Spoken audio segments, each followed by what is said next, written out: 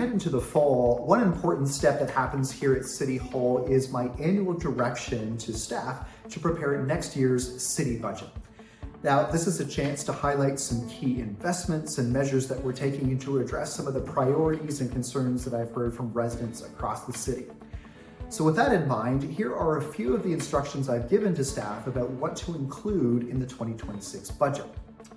So, number one, I've increased the roads budget from $60 million to $75 million to enable more road repairs and improvements across the city. Now, this additional funding will allow us to tackle more repaving projects, similar to what we've done with portions of Brock Street and Johnson Street over the summer. Second, I've asked staff to include funding to enhance the safety, security, and cleanliness of city parks, the downtown core, and other public spaces. I've also included up to $10 million in funding for supportive and affordable housing, as well as some strategic investments to improve accessibility in city services and programs. Third, I've directed more resources to help support business investment in Kingston.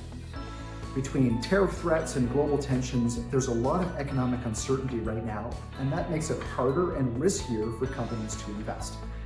As mayor, I'm committed to cutting red tape and making it as easy as possible for local companies to expand their operations so that can create more jobs and prosperity in our community. Fourth, I've asked staff to include the necessary debt financing to make us move forward with a new pool at the Invista Center.